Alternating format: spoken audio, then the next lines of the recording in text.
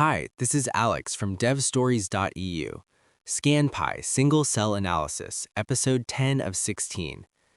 You have isolated a tight, distinct cluster of cells in your dataset, but how do you know if it is a T cell, a B cell, or an entirely unknown state?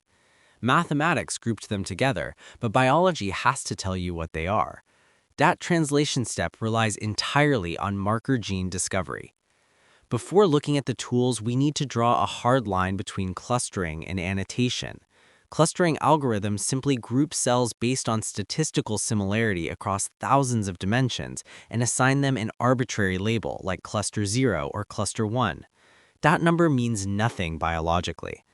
Marker gene discovery is the process of finding the specific genes that drive that statistical grouping, allowing you to assign real biological names to those clusters. In Scanpy, you find these driving genes using a function called rank genes groups.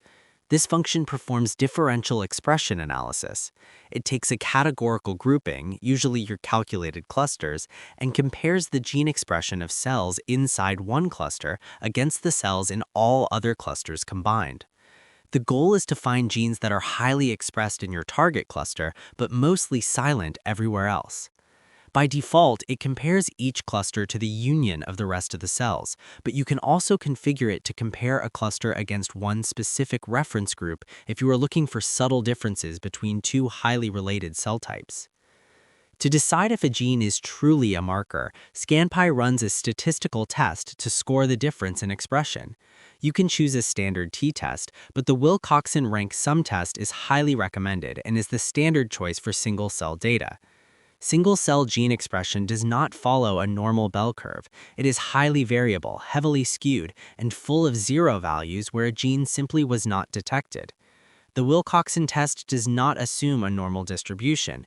Instead of looking at raw mean values, it ranks the expression values across all cells and compares the ranks between your target cluster and the rest of the dataset. This makes it far more robust against extreme outliers. Let us look at a specific scenario. You have a dataset with several clusters and you want to interrogate cluster 3.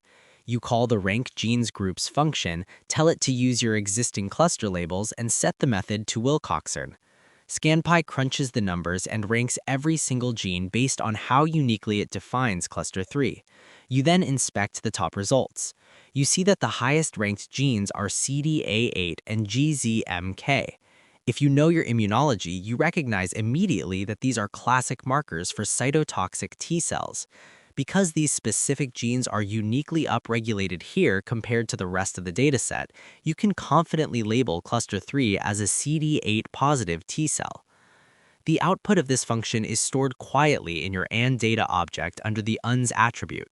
Scanpy saves arrays of gene names, statistical scores, p-values, and log-fold changes for every single cluster simultaneously.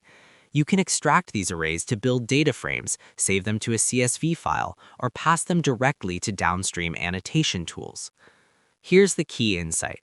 Differential expression turns arbitrary mathematical shapes into actionable biological identities. Without marker genes, you just have a map of numbers. With them, you have a mapped biological system. That's all for this one. Thanks for listening and keep building.